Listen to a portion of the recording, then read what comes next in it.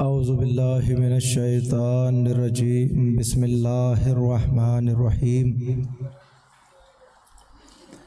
अल्हम्दुलिल्लाहिल्लज़ी हदाना लिहाज़ा वमा कुन्ना लिनहतदिया लौला अन हदानल्लाह लक़द जाअत रुसुलु रब्बिना बिलहक़ अस्सलातु वस्सलाम व तहिय्यतु वल इकराम मौलाना व मौला सकलैन जद्दिल हसन वल हुसैन अबिल क़ासिम मुहम्मद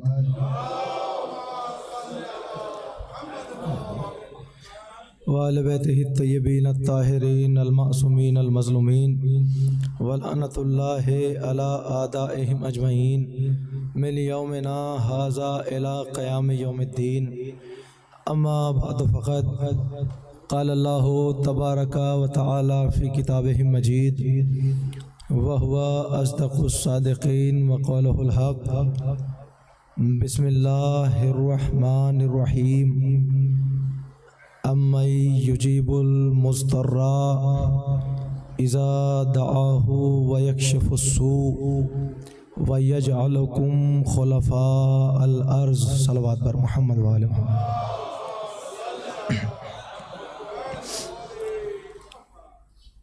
हज़रात, आपसे गुजारिश है एक मरतबा सूरह हम्द और 3 मरतबा सूरह इखलास की तिलावत सुनाकर तमाम मोमिनीन व मोमिनात और मरहूमीन व मरहूमात जो इस दुनिया से जा चुके हैं उनके रूह को इसाल फरमाएं।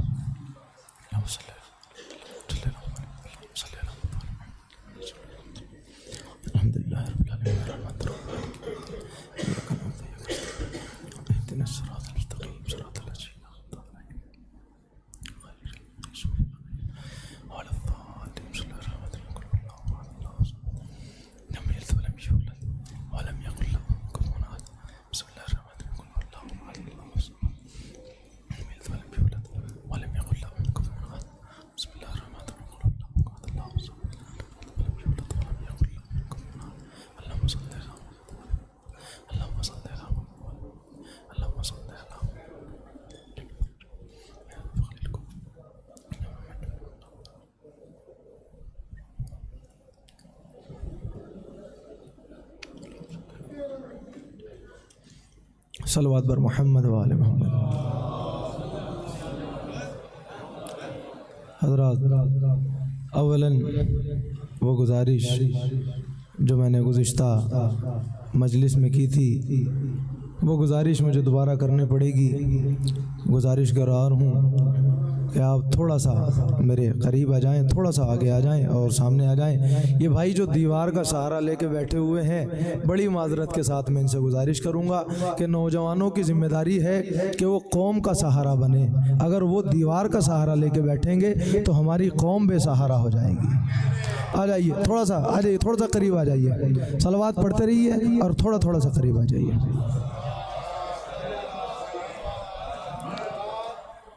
एक और सलवात पढ़े मोहम्मद वाले मोहम्मद पर। जज़ाकल्लाह, मौला सलामत रखें। हज़रात, इस हमसा मजालिस की ये आखिरी नशिस्त, ये आखिरी मजलिस, आखिरी तकरीर और आखिरी नौकरी, आखिरी गुफ्तगू आप हज़रात के समातों की नज़र करना है और इस यकीन के साथ कि मुसलसल आप इस यकीन और एतमाद के साथ शिरकत कर रहे हैं कि शहज़ादी आपके ज़िक्र को कबूल करेंगी और ज़िक्र के सदक़े से यकीनन आपकी, मेरी और हर अहले बैत के चाहने वाले की दुनिया भी कामयाब होती है, आखिरत भी कामयाब होती है। शहज़ादी के तवस्सुल से मैं दुआ करता हूँ कि परवरदिगार अहले बैत अतार के सदक़े से और शहज़ादी कौनैन के सदक़े से जितने भी मोमिनीन इन मजलिसों में शिरकत कर रहे हैं उनकी नेक दिली हाजात को कबूल फरमा, उनकी परेशानियों को दूर फरमा, उनके ज़िक्र को कबूल फरमा, उन्हें उनकी ज़िंदगी की आखिरी सांस तक ज़िक्र अहले बैत करने की तौफ़ीक़ अता फरमा, अहले बैत से मोहब्बत करने की तौफ़ीक़ अता फरमा और अहले बैत के हर छोटे बड़े दुश्मन पर लानत करने की तौफीक अता फरमा। और गुजारिश करूँगा आप हजरात से कि इस जिक्र के सदक़े से और इस जिक्र से ऐसे मानूस रहिए कि ज़िंदगी का कोई भी लम्हा हो आप अपनी जिम्मेदारियाँ और अपनी जो वाजिबात हैं उनसे दूर ना रहिए, बल्कि इस दर पर आने के बाद इस जिक्र से भी मानूस रहिए और इस दर पर आने के बाद अहले बैत के अमल से भी मानूस हो जाइए। एक सलावत पढ़े मोहम्मद।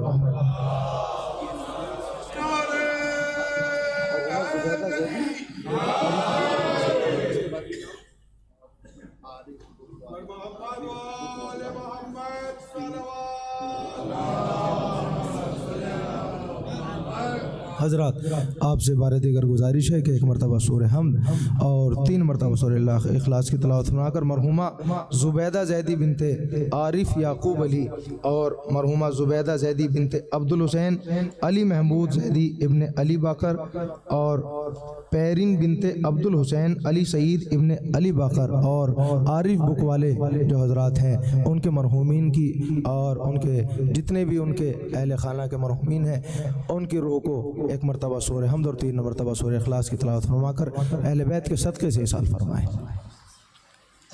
अल्लाहुम्मा सल्ली अला मुहम्मद व अला मुहम्मद व अला मुहम्मद।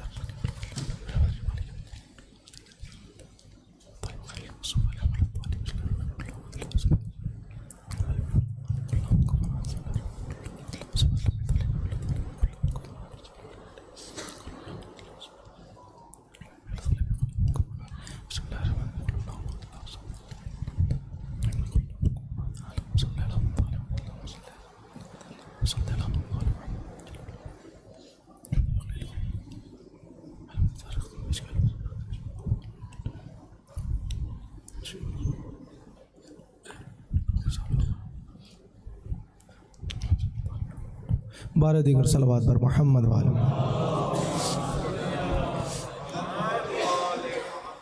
हजरात शहज़ादी कौनैन शहज़ादी आलमियान बिनत रसूल सकलैन मादर हसनैन ज़ौजाए हैदर करार और जुज़्वे रिसालत और बिज़अत रसूल और उम्मे अबीहा की ताजदार और वो खातून कि जिसके लिए रसूल एहतराम में अपनी जगह से खड़े हो जाया करते थे।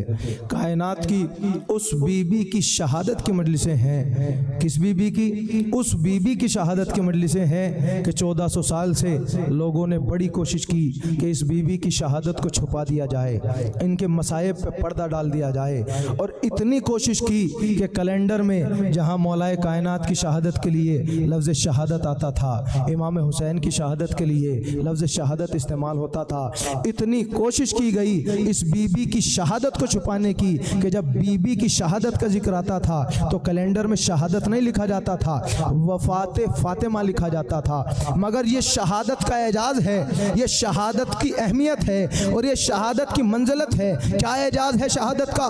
शहादत के 2 एजाज हैं। पहला एजाज तो शहादत का ये है कि शहादत कभी शहीद को मिटने नहीं देती। मैं पूरी तवज्जो, शहादत कभी शहीद को मिटने नहीं देती। अब अगर दूसरा जुमला पहुंच जाए तो आपकी आवाज इंशाअल्लाह बुलंद होगी। पहला काम तो शहादत ये करती है कि शहादत कभी शहीद को मिटने नहीं देती और दूसरा काम ये करती है कि कभी कातिल को छुपने नहीं देती, कभी शहीद को मरने नहीं देती। पहला काम तो ये करती है कि शहीद को मिटने नहीं देती और दूसरा काम क्या करती है? कभी कातिल को छुपने नहीं देती। शहीद को मिटने नहीं देती, कातिल को छुपने नहीं देती। आप कहेंगे दलील क्या है? तो मुझे बताइए, दुनिया का पहला शहीद कौन है?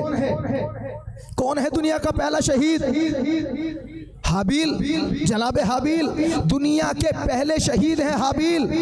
और पहला कातिल कौन है? मौला सलामत रखे। देखिए कैसे आपने जवाब दे दिया। मैंने पहले शहीद को पूछा, आपने जवाब दिया। मैंने पहले कातिल को पूछा, आपने नाम लिया। अब मुझे इंसाफ से बताइए, ये कितने दिन पुरानी बात है?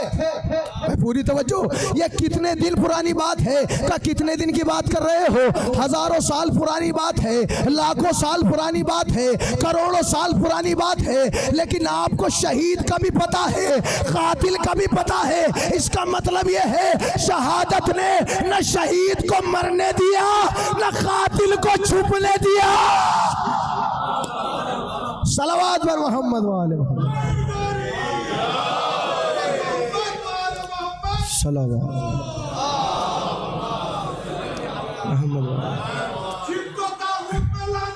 बेशुमार। इसका मतलब शहादत ने न शहीद को मरने दिया और न कातिल को छुपने दिया। दुनिया ने बहुत कोशिशें की शहादत को छुपा दिया जाए, कातिलों को छुपा दिया जाए, मगर न शहीद छुपा न कत्ल करने वाले छुपे। तवज्जो रखिएगा, ये है शहादत का एजाज। अब आइए मैं चलता हूँ ज़ाए करीमा की तरफ, मेरी तरफ मुतवज्जे रहिएगा। अगर तमहीदी गुफ्तगू आपके अज़हान तक पहुँची तो आने वाली गुफ्तगू भी आपके अज़हान तक पहुँचेगी। इरशाद रब्बुल इज़्ज़त हुआ, बिस्मिल्लाहिर्रहमानिर्रहीम, अम्मै युजीबुल मुस्तर्रा। कौन है इस कायनात में, इस आलमीन में, इस दुनिया में, इस वर्ल्ड में जो बेकस की, मुज़तर की, लाचार की, मजलूम की, परेशान की आवाज़ को सुनता है? कौन है जो बेकस की, लाचार की, मजलूम की आवाज़ को सुनता है? इज़ा दआहो व यक्शफुस्सू, जब वो मुज़तर इंसान, जब वो लाचार इंसान, जब वो परेशान इंसान, जब वो बेकस इंसान उसे आवाज़ देता है, तो बस वही खुदा है जो उसकी आवाज़ को सुनता है। बस वही खुदा है जो उसकी आवाज़ को समात करता है, और वही खुदा है जो उसकी परेशानी को दूर करता है, जो उसकी मुश्किलात को दूर करता है। व यजअलुकुम खुलफा अल अर्ज़, और वही खुदा है जो तुम्हें ज़मीन का खलीफा मुकर्रर करता है। मैं पूरी तवज्जो, कौन खुदा है? वही खुदा है जो तुम्हें जमीन का खलीफा मुकर्रर करता है। भाई आयत ने बता दिया कि खलीफा बनाने का काम खुदा का है, इंसानों का नहीं है। खलीफा बनाने का काम खुदा का है, इंसानों का नहीं है। वही खुदा है जो तुम्हें ज़मीनों का खलीफा बनाता है। देखिए आयत के दो पहलू हैं, आयत एक है, पहलू दो हैं। आयत एक है, मौजू दो है, यानी खालिक कायनात और खल्लाक कायनात दुनिया वालों को, मुसलमानों को एक ही आईने में दो चेहरे दिखा रहा है। थोड़ा सा मुतवज्जे रहिएगा, एक ही आईने में दो चेहरे दिखा रहा है। आयत दो मौजू पर गुफ्तगू कर रही है, दो पहलू पर गुफ्तगू कर रही है। यानी आयत ने पहले पहलू में मजलूमियत का, लाचारियत का, मुस्तरियत का जिक्र किया। यानी आयत के पहले पहलू में और पहले पहलू में और पहले फिक्रे में मजलूमियत का जिक्र है, और आयत के दूसरे फिक्रे में, दूसरे पहलू में खिलाफत का जिक्र है। मैं पूरी तवज्जो रखिएगा, पहले पहलू में मजलूमियत का जिक्र है, दूसरे पहलू में खिलाफत का जिक्र है। पहले पहलू में मजलूमियत का तस्करा, दूसरे पहलू में खिलाफत का तस्करा। यानी परवरदिगार ने एक ही आयत में मजलूमियत के साथ साथ खिलाफत का जिक्र करके मुसलमानों को बता दिया कि देखो कायनात में मजलूम तो खलीफा बन सकता है, मगर जालिम खलीफा नहीं बन सकता। मजलूम तो खलीफा बन सकता है। अल्लाह ने कानून बना दिया, मुसलमानों को बता दिया कि कायनात में मजलूम तो खलीफा बन सकता है, मगर जालिम कभी खलीफा नहीं बन सकता। अब ये एक एक जुमले जो मैं पढ़ रहा हूँ आपके जहन में अगर आगे की गुफ्तगू सुनने तक मौजूद रहे तो नतीजे आपके अज़हान तक, दिलों तक पहुँचेंगे। तवज्जो रखिएगा, अल्लाह ने कानून बनाया, मजलूम तो खलीफा, आलिम खलीफा नहीं बन सकता। आइए आगे चलिए, तवज्जो रखिएगा और मुतवज्जे रहिएगा। देखिए कुरान में जहाँ जहाँ भी खिलाफत और इमामत का जिक्र है वहाँ वहाँ जुल्म और जोर की बात ज़रूर हुई है। आप कहेंगे दलील क्या है?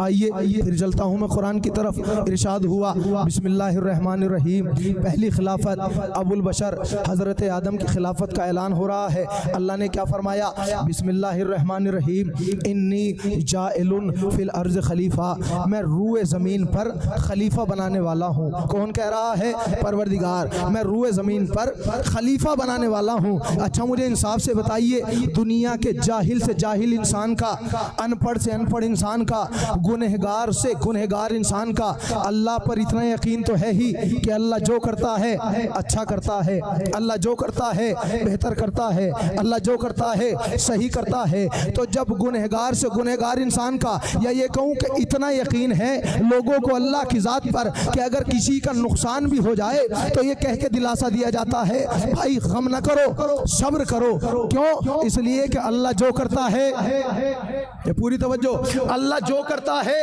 अच्छा करता है, अल्लाह जो करता है बेहतर करता है। तो जब गुनहगार बंदों का अल्लाह की ज़ात पर इतना यकीन है, अल्लाह जो करता है बेहतर करता है, तो फरिश्ते तो फिर भी मासूम हैं, फरिश्ते तो नूर से बने हुए हैं, फरिश्तों की ज़ात तो पाको पाकीज़ा है, फरिश्ते तो अल्लाह के इताअत गुजार हैं, फरिश्ते तो परहेजगार हैं। तो क्या अल्लाह की ज़ात पर फरिश्तों को यकीन नहीं है? अल्लाह जो करेगा वो बेहतर करेगा। क्या कैसी बातें करने लगे? फरिश्तों को भी यकीन है। हमने कहा सरकार यकीन है तो एतराज़ क्यों किया? यकीन है तो सवाल क्यों किया? क्या कैसा सवाल? का जब अल्लाह ने कहा मैं खलीफा बनाने वाला हूँ, फरिश्तों ने सवाल किया ऐसे को खलीफा बनाएगा जो जमीन पे जाकर खूरेजी करे? थोड़ा सा साथ दीजिएगा, इंशाअल्लाह बात पहुंचेगी। क्या फरिश्तों को यकीन नहीं है? अल्लाह की ज़ात पर का यकीन है। हमने कहा सरकार यकीन है तो फिर सवाल क्यों किया? अब नतीजा पहुंच जाए तो आप मेरी आवाज़ से आवाज़ मिलाइएगा। हमने कहा सरकार यकीन है तो फिर सवाल क्यों किया? का कैसा सवाल? का जब अल्लाह ने ऐलान किया मैं खलीफा बनाने वाला हूँ तो फरिश्तों ने सवाल किया ऐसे को खलीफा बनाएगा जो कत्ल करे, ऐसे को खलीफा बनाएगा जो खूरेजी करे, ऐसे को खलीफा बनाएगा जो खूरेजी करे। आवाज आई का देखो ये सवाल नहीं था, ये ऑब्जेक्शन था, ये सवाल नहीं था, ये ऑब्जेक्शन था। कैसा ऑब्जेक्शन था? का देखो खिलाफत की बुनियाद रखी जा रही है और बुनियाद खिलाफत में ही फरिश्तों ने ऑब्जेक्शन उठा के बता दिया कि कायनात में खूरेजी करने वाला कभी खलीफा नहीं बनता। खूरेजी करने वाले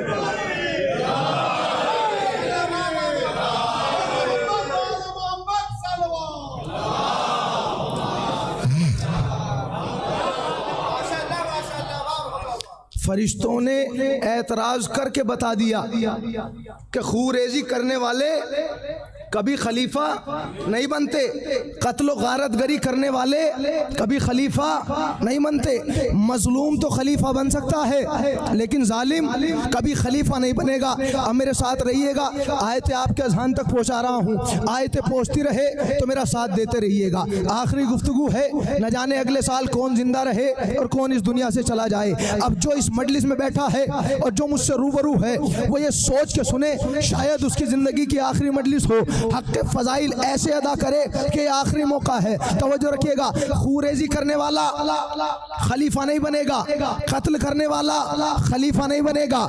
मजलूम तो खलीफा बन सकता है लेकिन जालिम खलीफा नहीं बनेगा। आइए खिलाफत के मुतालिक आयत सुनाई, एक आयत इमामत के मुतालिक सुनिए।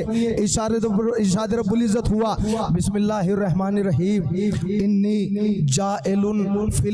जाइलुन फिल अर्ज़ खलीफा। दूसरी जगह अल्लाह ने इमामत से मुताल्लिक़ फरमाया इन्नी जाइलुका लिन्नास इमामा। इब्राहिम मैंने तुम्हें लोगों का इमाम बनाया। किसका इमाम बनाया? लोगों का इमाम। किसका इमाम बनाया? इंसानों का इमाम। जिब्रील एक मरतबा इब्राहिम ने हाथ जोड़े, परवरदिगार ये ओहदा मेरी नस्ल में होगा, मेरी ज़ुर्रियत में होगा। आवाज़ परवरदिगार क्या आई? इब्राहिम इस ओहदे पर हरगिज़ हरगिज़ जालिम नहीं आएगा, इस ओहदे पर जालिम नहीं आएगा, इस ओहदे पर जालिम नहीं आएगा। यानी खिलाफत भी वही ओहदा है, इमामत भी वो ओहदा है। ये दोनों ओहदे वो हैं कि इन पर जालिम कभी नहीं आएगा। तवज्जो रखिएगा, न जालिम खिलाफत पर आएगा, न जालिम इमामत पर आएगा, न जालिम खलीफा बनेगा।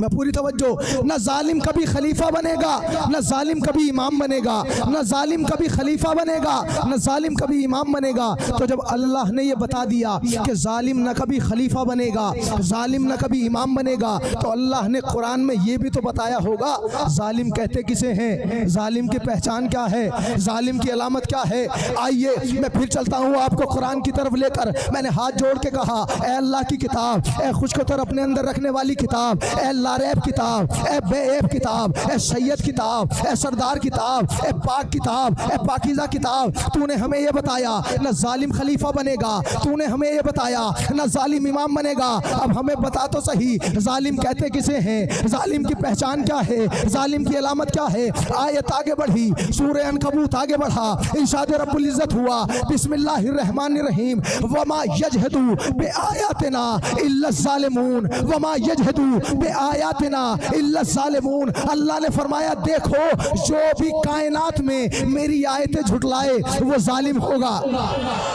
मौला सलामत रखे, जो भी कायनात में मेरी आयतें झुटलाएगा वो क्या होगा, वो जालिम होगा। सूरह अनकबूत ने पढ़ के आवाज दी, जो भी कायनात में मेरी आयतें झुटलाएगा वो जालिम होगा। और खाली जालिम ही नहीं होगा, इसी सूरह की 67वीं आयत में अल्लाह ने फिर आवाज दी, बिस्मिल्लाहिर्रहमानिर्रहीम, वमा यजहदू बिआयातिना इल्लल काफिरून। और जो आयतें झुटलाएगा वो जालिम तो होगा ही, वो काफिर भी होगा,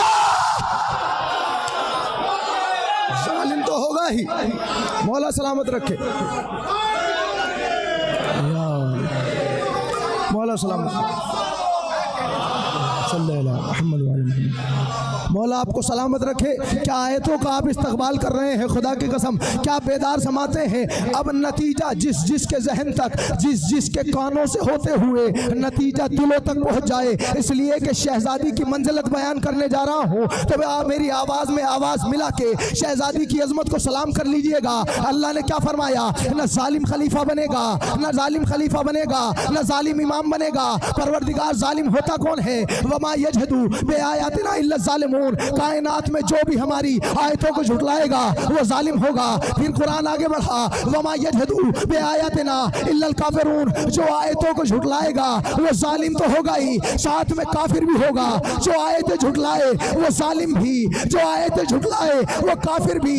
न जालिम खलीफा बनेगा न काफिर खलीफा बनेगा। जो आयतें झुटलाए वो जालिम भी, जो आयतें झुटलाए वो काफिर भी। हम 1400 साल से शिया यही तो बताते आ रहे हैं कि फातिमा दरबार में हक मांगने नहीं गई थी, औकात बताने गई थी। हक मांगने नहीं गई थी, औकात बताने गई थी। या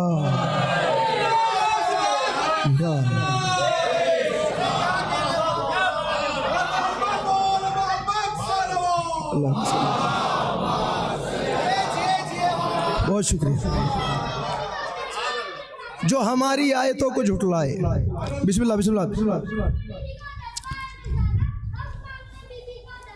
जिंदाबाद।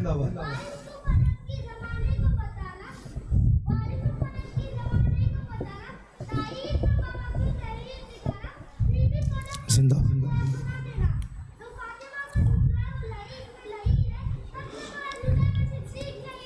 जिंदाबाद। हैदरी, मौला सलाम। जो भी नारा लगाएगा 6 महीने के इंतकाल से ज्यादा जवाब पाएगा। जो नारा बंद करके कुल नहीं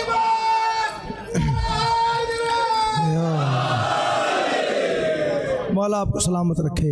जो आयतें झुटलाए वो काफिर भी, जो आयतें झुटलाए वो जालिम भी। न काफिर खलीफा बनेगा न जालिम खलीफा बनेगा। अरे 1400 साल से ये शिया यही तो बताते आ रहे हैं कि फातिमा दरबार में हक मांगने नहीं गई थी, जालिम की औकात बताने गई थी। फातिमा आयतें पढ़ रही थी, वो झुटला रहा था। फातिमा आयतें पढ़ रही थी, वो झुटला रहा था। जो आयतें झुटलाए वो जालिम होगा, जो आयतें झुटलाए वो काफिर होगा। और जो आयतें झुटलाएगा वो जालिम, वो काफिर। न जालिम खलीफा बनेगा न काफिर खलीफा बनेगा, न जालिम खलीफा बनेगा, न काफिर खलीफा बनेगा। आयतें किसने झुटलाई? जिसे मुसलमानों ने अपना खलीफा मान लिया। कुरान क्या कह रहा है? जो आयतें झुटलाएगा वो काफिर भी होगा, जो आयतें झुटलाएगा वो जालिम भी होगा। आज मुसलमान हमसे कहता है तुम फला को क्यों नहीं मानते, तुम फला को क्यों नहीं मानते, तुम फला को क्यों नहीं मानते। हमने कहा हमारे पास एक ही कानून है, हम उसे खलीफा नहीं मानते जो आयतें झुटलाए, हम उसे खलीफा नहीं मानते जो कुरान झुटलाए। ये जुमला बदल के कह दूं, अरे हमने उसे खलीफा नहीं माना जिसने कुरान झुटलाया, हमने उसे खलीफा माना जिसने नो के नेज़ा पर कुरान सुनाया, जिसने नो के नेज़ा पर। हमने उसे खलीफा माना जिसने यार मौला सलामत रखे, जिसने नो के नेज़ा पर कुरान सुनाया, हमने उसे खलीफा माना है।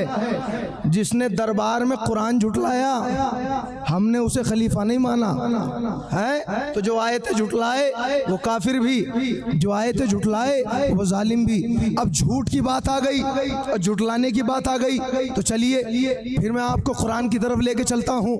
अगर बात कुरान से साबित हो जाए तो मेरा साथ दे दीजिएगा। बहुत अच्छा आप सुन रहे हैं और आयतों का इस्तकबाल कर रहे हैं। जब झूठ की बात आ ही गई है, एक मरहला और एक मंजर आपके समातों की अदालत में रखता हूँ। तारीख बता रही है, सुनिए। पैगंबर इस्लाम ने 1 हिजरी से लेकर 11 हिजरी की इब्तिदा तक, यानी तकरीबन 11.25 साल तक कितनी जंगें लड़ी? 84 जंगें। कितनी जंगें लड़ी?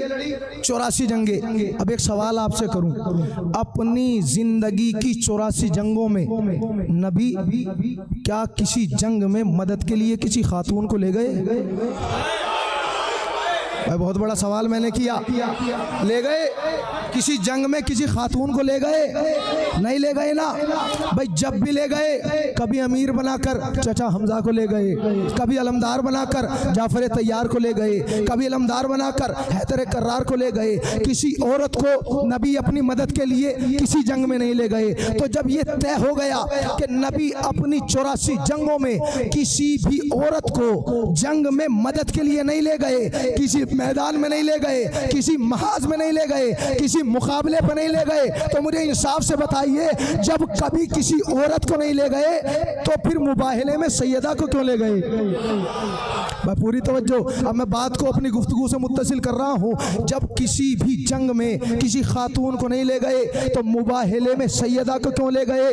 अब अगर कोई कहे कि मुनाजरा करना था तो ये बात बिल्कुल गलत है, बिल्कुल ठीक नहीं है। इसलिए कि मुनाजरे के लिए इल्म की ज़रूरत होती है। नबी से बड़ा आलिम कौन है? नबी से बड़ा मौल्लिम किताब कौन है? नबी से बड़ा तालीम याफ्ता कौन है? जिसे खुदा खुद पढ़ा के भेजे, जिसकी कुरान कसम खाए, जिसकी कुरान इल्म की सदाकत की गवाही दे, उससे बड़ा आलिम कौन है?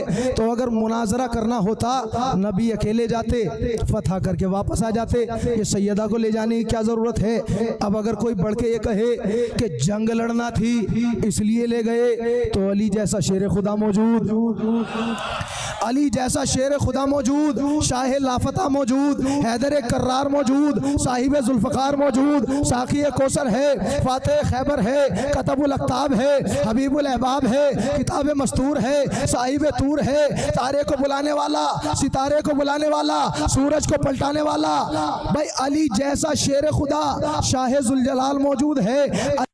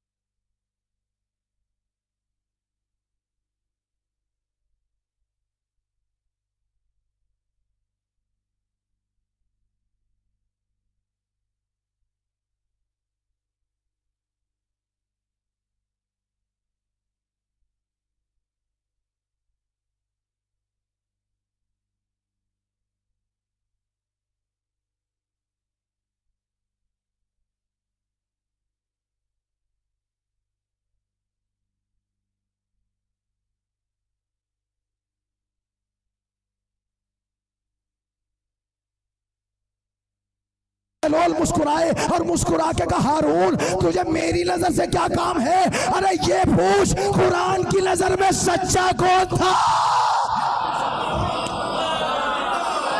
ये पूछ,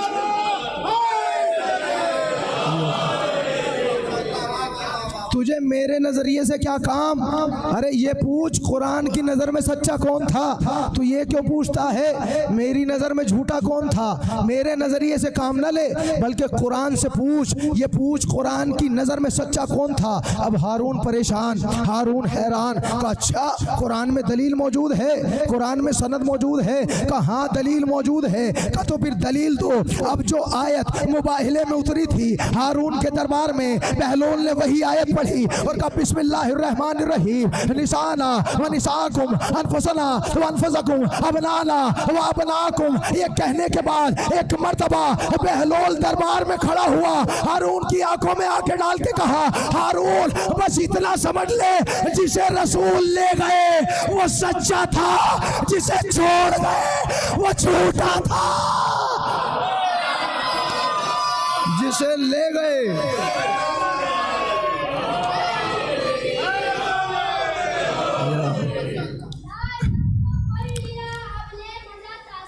जिंदाबाद।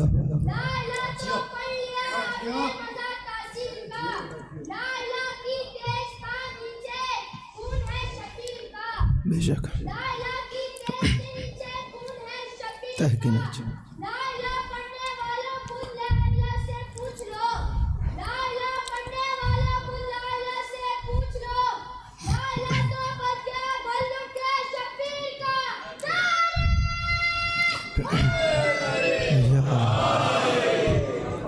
हारून की आंखों में आंखें डाल के बहलोल ने कहा, हारून बस इतना समझ ले, जिसे रसूल मुबाहिले में ले गए वो सच्चा था, जिसे छोड़ गए वो झूठा था। तो फातिमा के मुकाबले पे जो आ जाए वो झूठा है। कल भी झूठा था, आज भी झूठा है, कयामत तक झूठा रहेगा।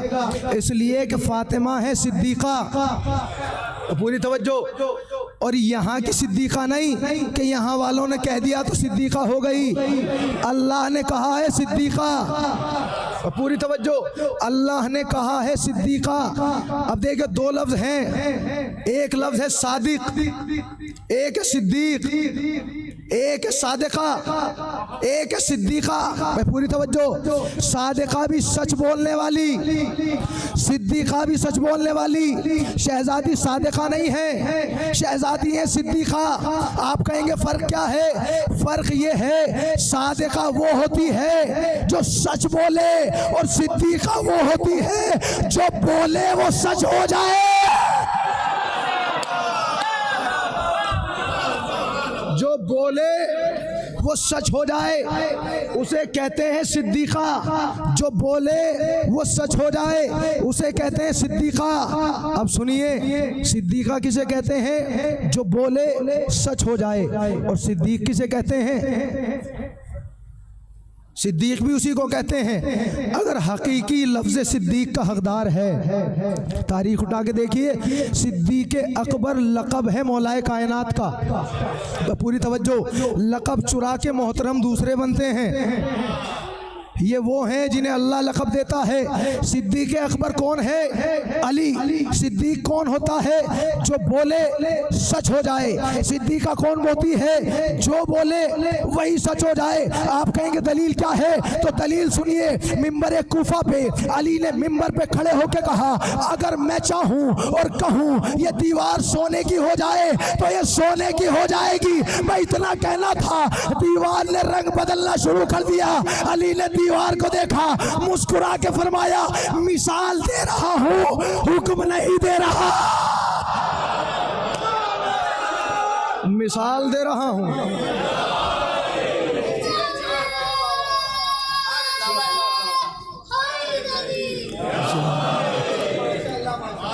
है? अली ने कहा अगर मैं चाहूं तो ये दीवार सोने की हो जाए। दीवार ने रंग बदलना शुरू कर दिया। अली ने दीवार को देख के कहा रुक जा, ठहर जा, मिसाल दे रहा हूं, हुक्म नहीं दे रहा। सिद्दीक वो है जो बोले वो सच हो जाए, जो बोले वो सच हो जाए। सिद्दीका वो है जो कह दे वो सच हो जाए। आप कहेंगे दलील क्या है, तो दलील सुनिए। हसनैन ने कहा अम्मा हमारा लिबास कहाँ है? का लिबास दर्जी लेके आएगा, हमारा लिबास कहाँ है? या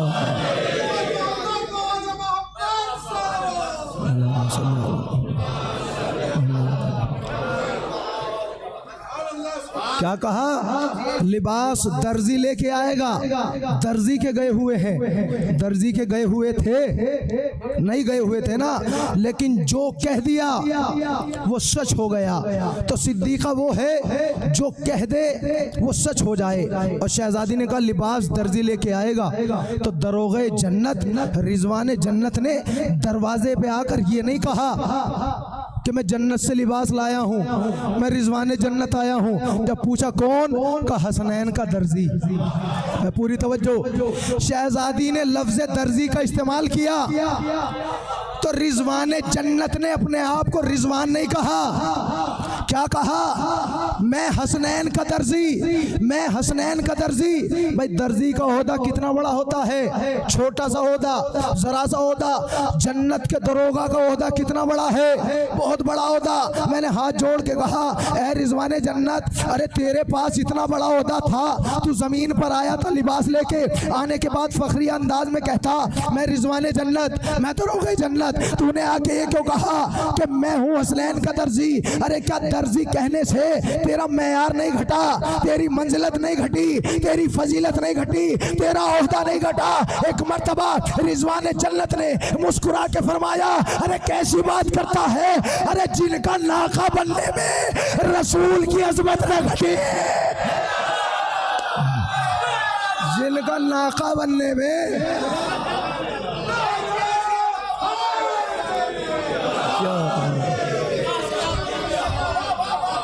जिनका नाका बनने में रिसालत की अजमत न घटी, उनका दर्जी बनने में मेरी अजमत क्या घटेगी? क्या कहता हुआ आया? मैं हूँ हसनैन का दर्जी, मैं हूँ हसनैन का दर्जी। अच्छा, प्रॉपर्टी कौन सी है जिसके बारे में बात हो रही है कि सच्चा कौन और झूठा कौन? प्रॉपर्टी है फिदक। अब मौला मुझे कुव्वत दें कि पूरा मौजू पहुंचा सकूं। माशाल्लाह बहुत अच्छा आप सुन रहे हैं, ऐसी साथ देते रहेंगे तो बात पहुंच जाएगी। कौन सी प्रॉपर्टी है? फिदक। ये फिदक है क्या? आपने सब सुना है कि 7 हिजरी में खैबर के बाद जब यहूदी खैबर छोड़ के भागे, फिदक नामी जगह में जो उन्हीं की थी वहाँ जाके बस गए। और जब वहाँ बस गए, वहाँ से इस्लाम के ख़िलाफ़ साजिशें करने लगे। रसूल को पता चला, न लश्कर भेजा, न सिपाही भेजे, खाली अली को भेजा। चूँकि अली से डर के भागे थे, अली को देख के सरेंडर कर दिया। और क्या कहा?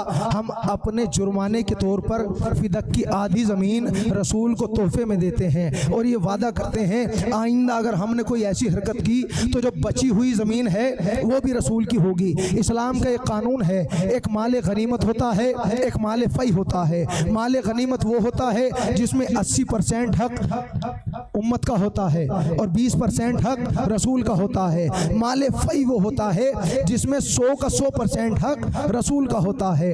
अब माले गनीमत किसे कहते हैं? जिसमें मुसलमानों का खून बहे, मुसलमानों को पसीना बहे, मुसलमानों को जंग लड़ना पड़े, मुसलमानों को मेहनत करना पड़े, वो होता है माले गनीमत। जिसमें 80% हक जंगजुओं का, मुसलमानों का, 20% हक रसूल का। लेकिन माले फ़ई कौन सा होता है? जिसमें सारा हक रसूल का। अब मुझे इंसाफ से बताइए, फिदक हासिल करने में मुसलमानों ने क्या किया? कोई मेहनत की, पसीना बहा, खून बहा, तलवार चलाई, लश्कर गया, सिपाही गए, कोई नहीं गए, तो ये माले गनीमत हुआ या माले फ़ई हुआ? माले फ़ई हुआ। तो जब माले फ़ई हुआ तो हक किसका है?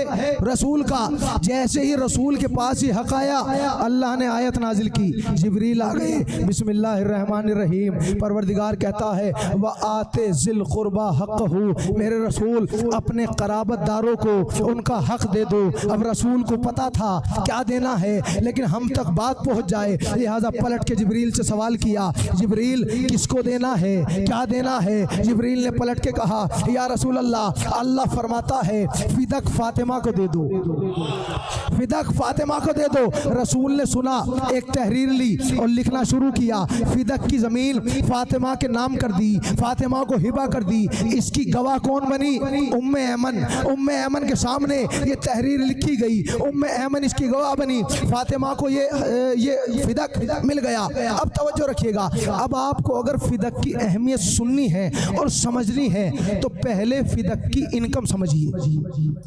तवज्जो, पहले फिदक की इनकम समझिए कि फिदक की इनकम क्या थी, ताकि आपको पता चले कि ये इतना बड़ा घोटाला जो किया गया ये क्यों किया गया। पूरी तवज्जो रखिएगा। एक ज़मीन जिससे कुछ हासिल ना हो उस पर कौन लड़ेगा? भाई बंजर ज़मीन पर कौन लड़ेगा? लड़ा उसी पे जाता है जिससे कुछ हासिल हो रहा हो। तवज्जो, अब चलिए, आयतुल्लाह इब्राहिम बुरुजर्दी ने तफसीर जामे में लिखा कि फिदक की सालाना इनकम 1,20,000 दिरहम थी। कितनी दिरहम थी? 1,20,000 दिरहम। आज के ज़माने में आपको बड़े आसानी से बहुत कम लग रहे होंगे, लेकिन आप अगर उस वक्त की इकोनॉमी को समझेंगे तब समझ में आएगा कि 1,20,000 दिरहम की क्या अहमियत थी। आइए अहले सुन्नत की तरफ चलते हैं। अल्लामा शिबली नोमानी ने लिखा, फिदक की सालाना इनकम थी 40,000 दीनार। कितनी? इनकी आदत है अहले बैत की फजीलतों को घटाने की। जहाँ जहाँ अहले बैत की फजीलतें होती हैं ये वहाँ वहाँ डंडी मारना शुरू कर देते हैं। अब इनकी आदत थी तो इन्होंने 1,20,000 से उसे घटा के 40,000 पे ले आए। हमने कहा कोई बात नहीं, हम अहले बैत के चाहने वाले हैं, हम यहीं से फजीलत साबित करके दिखाएंगे।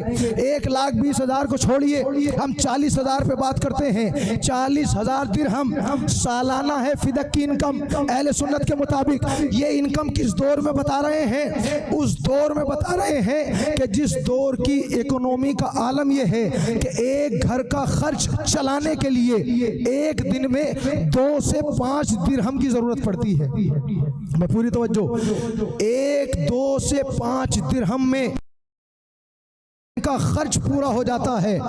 वहाँ सैयदा के लिए कितनी इनकम आ रही है सालाना? 40,000। 40,000 को 12 महीनों में बांटिए, तकरीबन 3,500 पर मंथ आते हैं। 3,500 ख़त्म कीजिए, हम 3,000 पे बात करते हैं। 3,000 दिरहम किसके घर में आ रहे हैं? सैयदा के घर में। इकोनॉमी क्या है कि एक दिन में 2 से 5 दिनार में खर्चा हो जाता है। VVIP खर्च अगर कोई करे तो कितना खर्च आएगा? 15 से 20 दिरहम। 20 दिरहम पर डे लगाइए, एक महीने में कितने होंगे? 600 दिरहम। शहजादों वाला खर्च जोड़ लीजिए, 600 को 1,000 कर लीजिए, हम 1,000 दिरहम पे बात करते हैं। कितने दिरहम आ रहे हैं? 3,000 दिरहम। खर्च कितने हो रहे हैं? शहजादों वाले खर्च के मुताबिक 1,000 दिरहम। अब जुमला कहूँ, आपकी समातों की नजर करने जा रहा हूँ। जिस बीबी के घर में 3,000 दिरहम आ रहे हो और 2,000 बच रहे हो, उसका शोहर अली मजदूरी करने जा रहा है। भाई मैंने बहुत बड़ा जुमला और बहुत आहिस्तगी से आपकी समातों की नज़र कर दिया। जिसके घर में खर्च पूरा होने के बाद 2,000 दिरहम प्रॉफिट के बच रहे हो, उसका शोहर अली मजदूरी करने जा रहा है। मजदूरी करने जा रहा है। ये सवाल हमारे जवानों के जहन में आता है कि जो कायनात को रिस्क बांटता था, जो शाहे मुश्किल कुशा था, जो कायनात की मुश्किलों को हल करने वाला था, जो कायनात के यतीमों को पालने वाला था, उसने मजदूरी क्यों की? इसका जवाब अपनी तरफ से नहीं दूंगा। आयतुल्लाह इब्राहिम बुरुजर्दी ने तफसीर जामे में इसका मुकम्मल जवाब लिखा और ऐसा जवाब लिखा कि सुनने के बाद चूचरा की गुंजाइश न रहे। वो कहते हैं सुनो, वो दुनिया में जीने नहीं आए थे बल्कि ये बताने आए थे जिया कैसे जाता है। वो ये बताने आए थे कि जिया कैसे जाता है। अब सुनिएगा कितने खर्च हो रहे हैं। 1000 दिरहम। बच कितने रहे हैं? 2000 दिरहम। तो जिसके घर में 2000 दिरहम बच रहे हो वो मजदूरी क्यों कर रहा है? उसे बिजनेस करना चाहिए, उसे तिजारत करनी चाहिए, उसे कोई बड़ा काम करना चाहिए। लेकिन अली क्या कर रहे हैं? अली कर रहे हैं मजदूरी। और मजदूरी कैसी है? आप पाशी, कुएं खोदना, बागात में पानी देना। अली मजदूरी कर रहे हैं। 2000 दिरहम हर महीने बच रहे हैं, मगर अली मजदूरी कर रहे हैं। तो क्या वजह रही है? क्या जनाब सैयदा अली को इस इनकम में शामिल नहीं करती थी? तो एक मरतबा तवज्जो सुनिएगा, अब नतीजा आपके ज़हनों तक पहुंचाने जा रहा हूं। अब हवाले सुनिएगा। किताब का नाम फातिमतुज़ ज़हरा, किताब का नाम तफसीर जामे। इन दोनों किताबों में लिखा कि जनाब सैयदा का मसला ये नहीं था कि अली को शरीक करती थी या नहीं करती थी, बल्कि मसला ये था कि फिदक से आने वाली सारी इनकम सैयदा बेवाओं पे खर्च करती थी, यतीमों पे खर्च करती थी, मिस्कीनों पे खर्च करती थी। भाई पूरी तवज्जो, अगर जुमला पहुंच जाए और शहजादी मुझे क़ुव्वत है आपके दिल तक नतीजा पहुंचा सकूं, मैं जुमला पहुंचाने जा रहा हूं। जुमले की हिफाजत कीजिएगा। सखावत का आलम क्या है? सखावत का आलम यह है कि शोहर मजदूरी कर रहा है, लेकिन सखावत का आलम यह है फिदक से आने वाली सारी इनकम शहजादी यतीमों को दे रही है, बेवाओं को दे रही है, यतीमों को दे रही है। तो फिर मुझे कहने दीजिए, इसका मतलब ये बात तय हो गई कि छीनने वाले ने फिदक नहीं छीना, यतीम के मुंह का निवाला। फिदक नहीं छीना,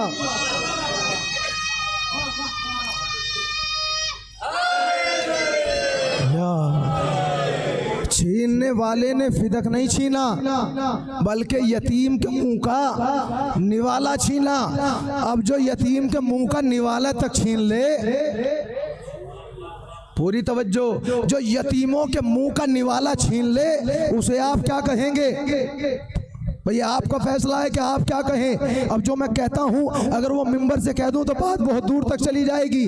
जो यतीम के मुंह का निवाला छीन ले वो कभी कौम का सरबरा नहीं हो सकता, कौम का जिम्मेदार नहीं हो सकता। शहजादी यतीमों को देती थी, मिस्कीनों को बांटती थी, खैरात करती थी सारी इनकम। और शहजादी का हक क्या कह के छीना गया? क्या कह के छीना गया?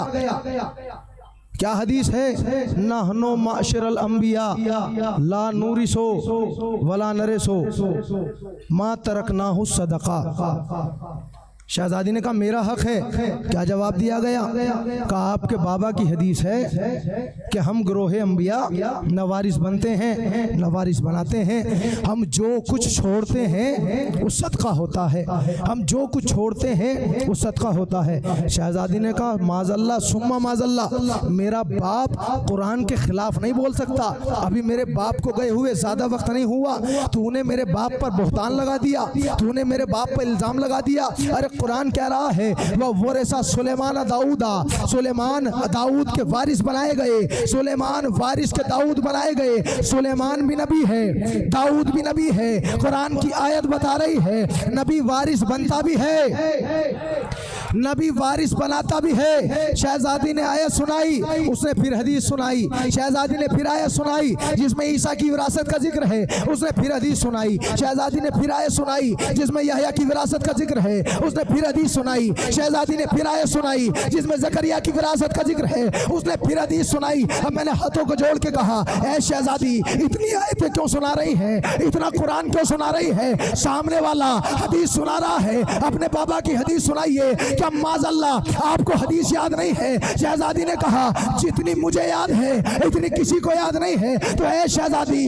अरे बार बार कुरान क्यों सुना रही हो, बार बार कुरान क्यों सुना रही हो? शहजादी ने कहा सुनो, अरे ये वही है कि जिनके सामने जब मेरा बाबा हदीस सुना रहा था इन्होंने कहा कुरान काफी है, आज मैं कुरान सुना। हदीस काफी है।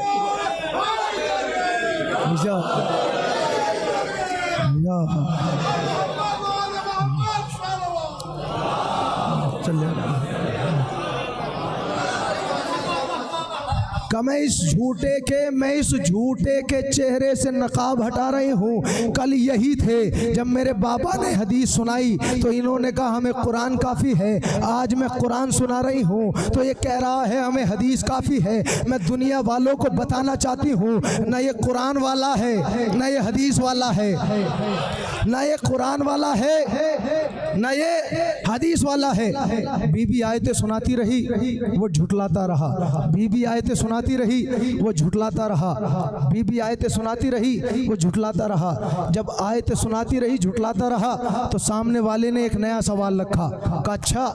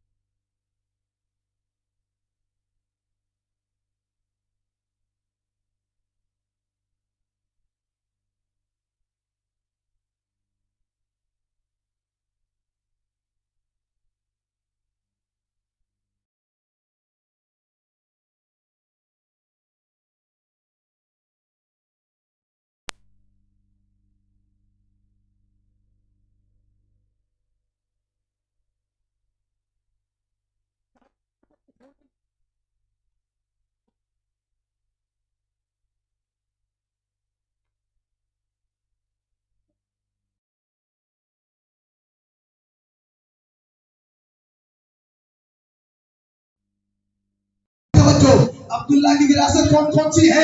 एक घर है, एक विरासत में घर है, एक सवारी है, एक कनीज है। मोहम्मद है अब्दुल्ला के वारिस। घर भी अब्दुल्ला का मोहम्मद को मिला, सवारी भी मोहम्मद को मिली, कनीज भी मोहम्मद को मिली। मोहम्मद की कनीज विरासत में किसको मिली?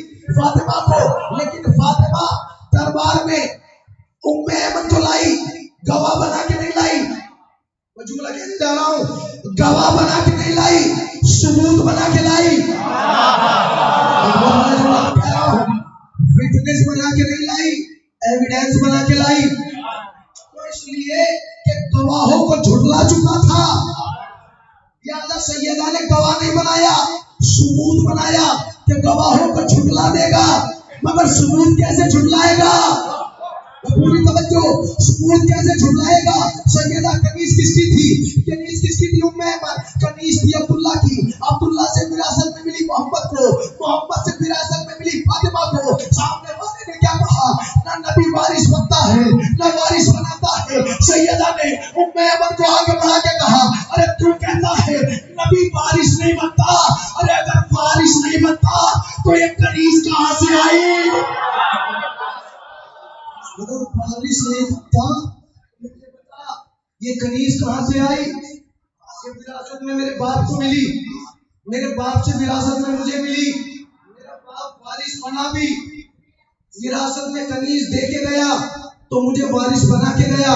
नबी वारिस बनता भी है, नबी वारिस बनाता भी है। अब जुमला सुनिएगा।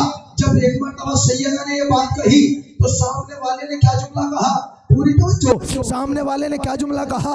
अभी तक जो कह रहा था कि न नबी वारिस बनता है, न वारिस बनाता है, न वारिस बनता है, न वारिस बनाता है। बस जैसे ही सैयदा ने सबूत सामने पेश किया, एक मरतबा बयान बदला, जाविया बदला, स्टेटमेंट बदला। एक मरतबा अब तक जो कह रहा था कि नबी न वारिस बनता है न बनाता है, उसने बयान बदल के कहा ये तुम्हारा हक है ही नहीं, ये तो बैतुल माल है। पूरी तवज्जो, ये तुम्हारा हक है ही नहीं। का फिर किसका हक है? का ये तो बैतुल माल है, ये तो मुसलमानों का हक है। बस जैसे इसने ये कहा तो अब तक जो उम्मे ऐमन सबूत बन के आई थी वो गवाह बन गई।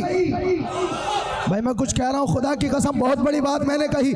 अब तक जो उम्मे ऐमन विटनेस बन के, एविडेंस बन के आई थी, उसने एक मरतबा गवाह की सूरत इख्तियार की।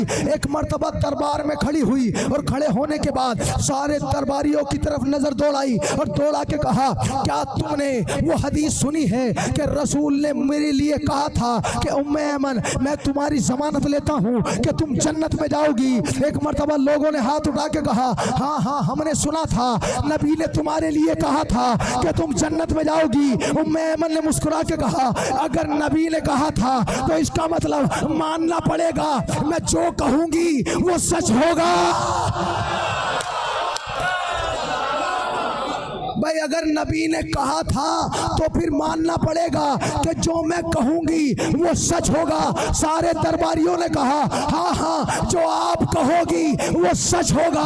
अपनी सदाकत की पहले गवाही ली। गवाही लेने के बाद एक मरतबा उम्मे ऐमन खड़ी हुई, आंखों में आके डाल के कहा, अरे मैं गवाही देती हूँ कि मैंने अपनी आंखों से देखा था कि रसूल ने फिदक फातिमा के नाम लिखा।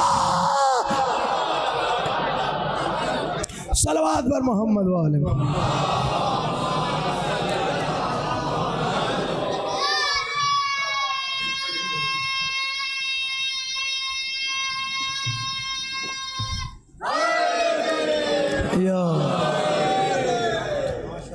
जो विटनेस बन, जो एविडेंस बन के आई थी, जब उसने देखा स्टेटमेंट बदल रहा है, उसने एक मर्तबा गवाह की सूरत इख्तियार की और कहा मैं जन्नती हूँ। कहाँ जन्नती हो? कहा तो मानोगे जो मैं कहूँगी सच होगा?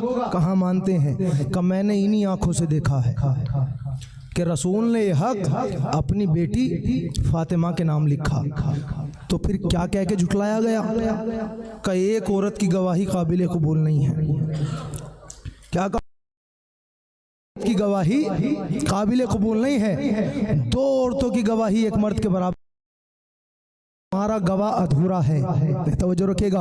अब आखिरी जुमला और मैं रब्त मसाइब, तवज्जो सुनिएगा। क्या कहा मुसलमानों ने? एक औरत की गवाही काबिल कबूल नहीं है, एक औरत की गवाही काबिल कबूल नहीं है। भाई सैयदा के लिए एक औरत ने गवाही दी तो ये कह के ठुकरा दिया गया कि एक औरत की गवाही काबिल कबूल नहीं है। लेकिन हमने जब तारीख का पस मंजर देखा तो हमने देखा कि जो मुसलमान ये कह रहे थे एक औरत की गवाही काबिल कबूल नहीं है, वही मुसलमान एक औरत की गवाही पर जमल में इकट्ठा हो गए।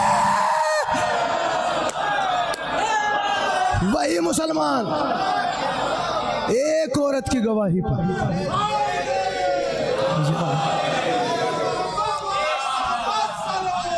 अल्लाहुम्मा सल्ली अला मुहम्मद। जो ये कह रहे थे हमने तारीख में देखा कि जिन्होंने जिंदाबाद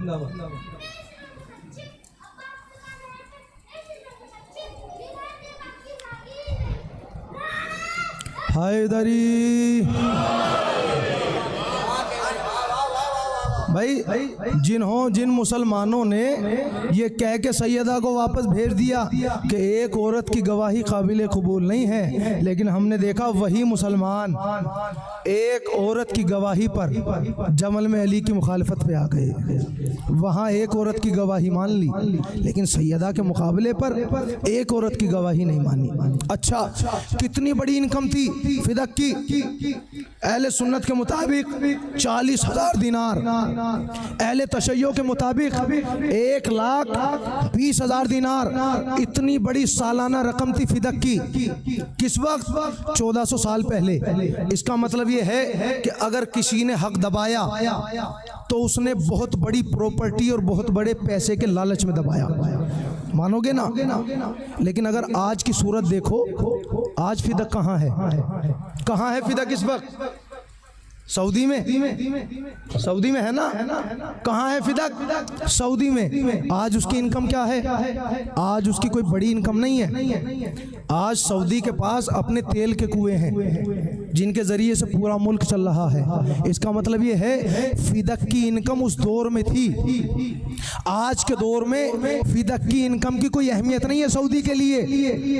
भाई पहले इनकम की अहमियत थी तो दबा लिया, आज अहमियत नहीं है तो आज वापस कर दो। भाई मैं बहुत बड़ी बात कह रहा हूँ, ये बात आपने सुनी नहीं होगी, दावे से कह रहा हूँ, सुनिएगा।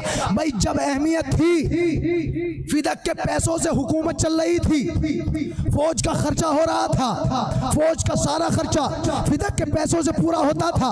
तो जब अहमियत थी कब्जा कर लिया, आज अहमियत नहीं है, आज वापस दे दो। लेकिन नहीं देंगे। क्यों नहीं देंगे? अगर आज वापस दे दिया तो पुराने जितने हैं सारे झूठे साबित हो जाएंगे। आज अगर वापस दे दिया,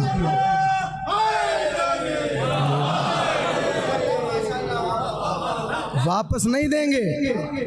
अहमियत हो या ना हो, लेकिन वापस नहीं देंगे। क्यों? इसलिए कि अगर आज फिदक दे दिया तो पुराने जितने थे वो सारे झूठे साबित हो जाएंगे, वो सारे काफिर साबित हो जाएंगे, वो सारे जालिम साबित हो जाएंगे।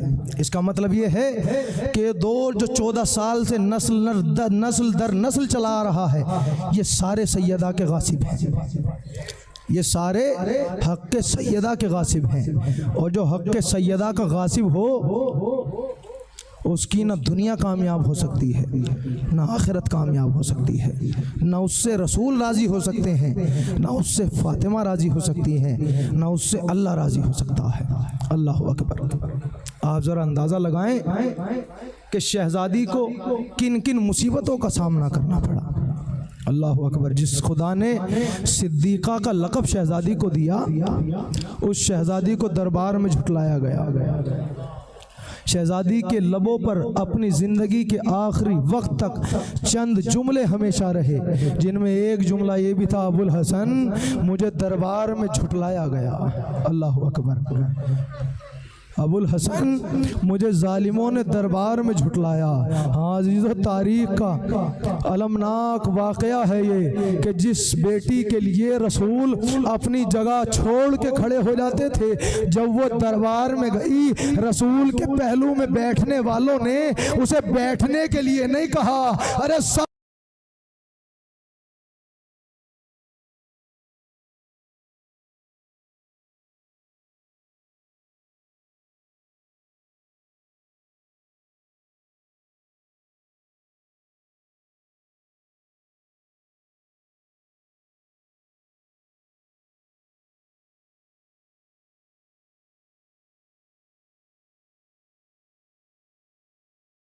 अरे बाल सफेद हैं, कमर झुकी हुई है, घर वालों ने न पहचाना। अरे एक मर्तबा ज़ैनब ने पाँव की सूजन देखी, तड़पने लगी। सैयदा ने कहा ज़ैना, अरे सब रोए मगर तू न रोना। अरे मैं दरबार में गई, सर पे चादर थी, लेकिन जब तू जाएगी न सर पे चादर होगी, हाथ बंधे होंगे। अजरुकुम अल्लाह, खुदा कोई गम न दे सिवाय गम मजलूम करबला। अजीजों, अरे रोने के लिए बस इतना ही काफ़ी है कि जिसे रसूल ने अपनी माँ कहा, अरे मुसलमानों ने उसकी पसलियाँ तोड़ दी। मुसलमानों ने उस बीवी की पसलियां तोड़ दी। सुनोगे, जब कोई शीशा गिर के टूटता है तो वो चूरा चूरा हो जाता है, लेकिन अगर उसके टूटने के बाद कोई उसके ऊपर से गुजरने लगे तो वो और चूरा चूरा हो जाता है। अजीज़ों सुनोगे, सैयदा की गुर्बत का आलम ये था कि जैसे ही दरवाजा पहलू पर गिरा, अरे दरवाजे के बोझ से, कीलों से सैयदा की पसलियां टूटी। दरवाजे के ऊपर से मुसलमान,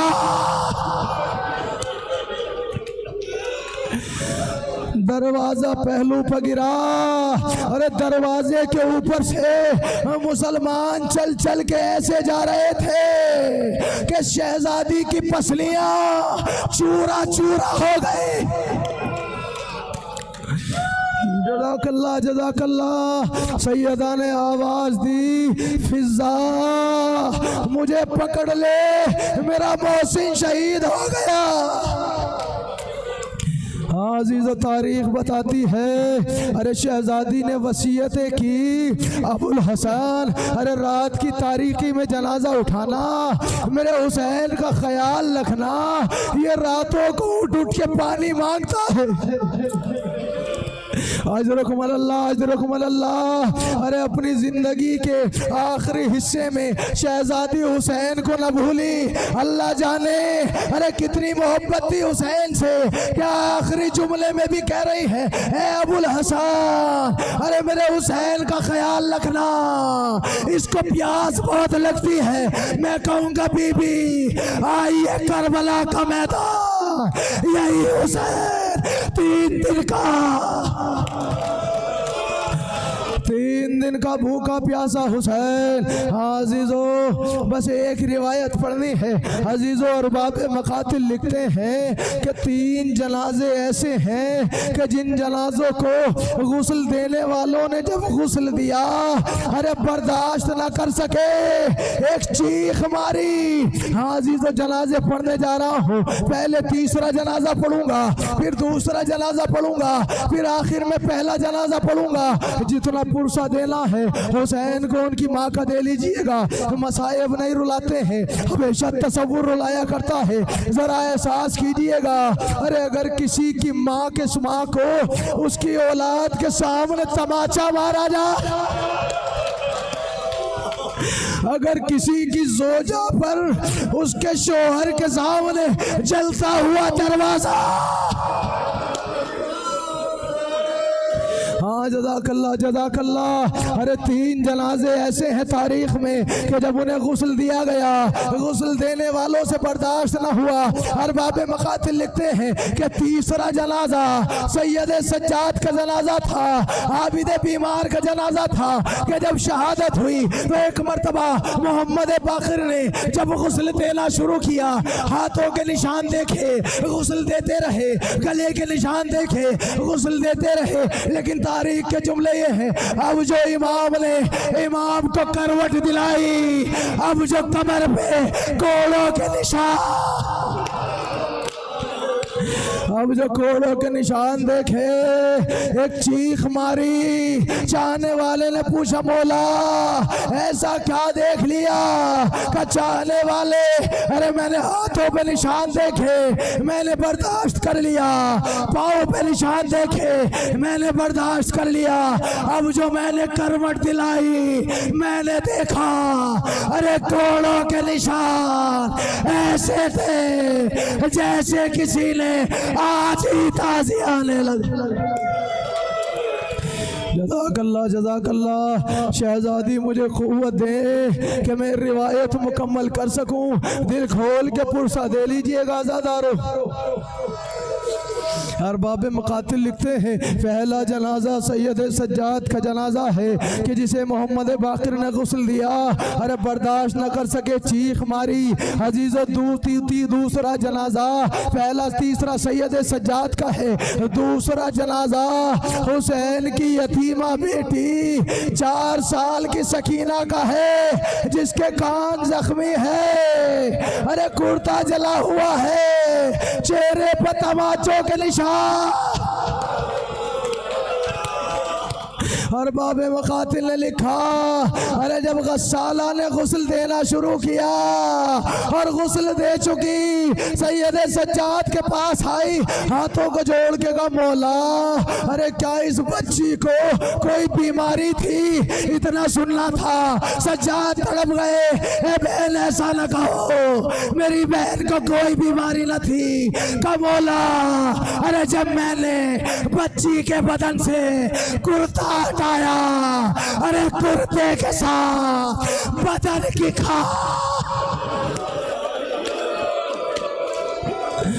कुर्ते के साथ बच्ची के बदन की खाल आने लगी। सज्जाद ने तड़प के कहा गस्साला अरे कोई बीमारी नहीं थी, अरे मेरी सकीना इतनी प्यासी थी कि सकीना की हड्डियों ने उसके गोश्त को छोड़ दिया। अजरकुम अल्लाह अजरकुम अल्लाह। बस आखिरी जुमले अज़ादारों आपकी रहमत तमाम कर रहा हूँ, अजीज़ों सुनोगे। अरे तीसरा जनाजा सज्जाद का जनाजा था, मोहम्मद बाकिर ने चीख मारी। अरे दूसरा जनाजा यतीमा का जनाजा था, गस्साला ने चीख मारी। अजीज़ों पहला जनाजा रसूल की बेटी का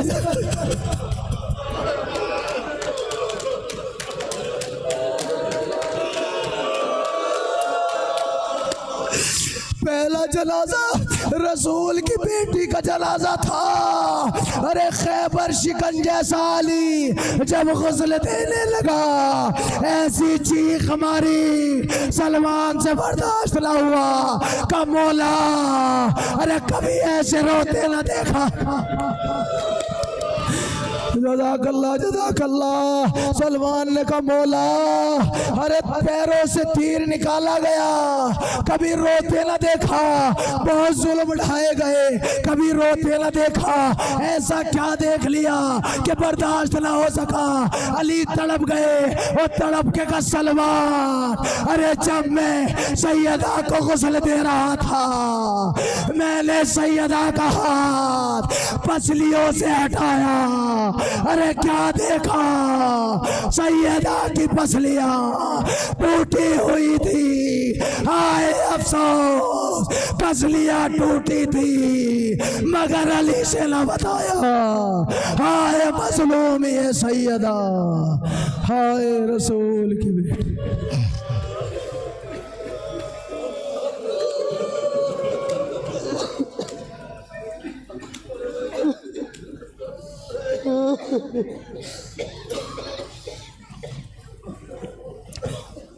अला लानतुल्लाहिल कौमि ज़ालिमीन। परवरदिगार तुझे वास्ता मोहम्मद वाले मोहम्मद का हमारी इस खलील सी इबादत को कबूल फरमा। पालने वाले तुझे वास्ता मोहम्मद वाले मोहम्मद का ये जितने हाथ तेरी बारगाह में फैले हुए हैं, ये जितनी आंखें तेरी बारगाह में अशुबार है, पालने वाले इन पर अपनी रहमत बरकत मग़फ़िरत नाजिल फरमा। पालने वाले तुझे वास्ता मोहम्मद वाले मोहम्मद का परवरदिगार अगर इनमें कोई बीमार है, तुझे वास्ता जनाब ज़हरा की टूटी हुई पसलियों का परवरदिगार उसे इसी शब में शिफाए कामिल वाजिल अता फरमा। परवरदिगार तुझे वास्ता मोहम्मद वाले मोहम्मद का अगर कोई बीमार है, शिफाए कामिल वाजिल अता फरमा। अगर कोई परेशान हाल है, परेशानी को दूर फरमा। अगर कोई मुश्किलात में घिरा है, मुश्किल कुशाई फरमा। पालने वाले शियाने जहान की हिफाजत फरमा, मकामात मुक़द्दसा की हिफाजत फरमा। परवरदिगार तुझे वास्ता मोहम्मद वाले मोहम्मद का हमारी इस खलील सी इबादत को कबूल फरमा। पालने वाले इन मजलिसों के सदक़े से हमारे नेक अमाल को कबूल फरमा, हमारे गुनाह सगीरा व कबीरा को माफ़ फरमा। परवरदिगार तुझे वास्ता मोहम्मद वाले मोहम्मद का ये ज़िंदगी जब तक है तब तक अहले बैत का जिक्र बनाने की तौफीक अता फरमा। अहले बैत के गम में रोने की, मातम करने की तौफीक अता फरमा। परवरदिगार तुझे वास्ता मोहम्मद वाले मोहम्मद का सारी कब्रें आबाद हैं, सारे रोज़े आबाद हैं, मगर वीरान हैं तो 3 बेटियों के रोज़े, एक रसूल की बेटी का रोज़ा, एक अली की बेटी का रोज़ा, एक हुसैन की बेटी का रोज़ा। परवरदिगार लेकिन अफसोस इस बात का है कि अली की बेटी की कब्र पे रोज़ा तामीर तो है, हुसैन की बेटी की कब्र पे रोज़ा तामीर तो है, साया तो है, मगर परवरदिगार रसूल की वो बेटी कि जिसके इस्तकबाल में रसूल अपनी जगह छोड़ के खड़े हो जाते थे, उस बीबी की कब्र पे साया नहीं है। परवरदिगार ये मोमिनीन तेरी बारगाह में हाथ उठा के पंजतन के सदक़े से दुआ कर रहे हैं। परवरदिगार आइंदा साल जब हम ये मजलिसें करें, परवरदिगार हमारे सामने, हमारी आंखों के सामने वो मंजर हो कि हम अपनी आंखों से शहजादी के रोज़े को तामीर होते हुए देखें। परवरदिगार तुझे वास्ता मोहम्मद वाले मोहम्मद का यूसुफ ज़हरा, दिलबंद ज़हरा, मुंतक़िम खून हुसैन, इमाम आखिर के ज़हूर में ताजील फरमा, हमें उनके आवान अंसार में शुमार फरमा। मातम हुसैन।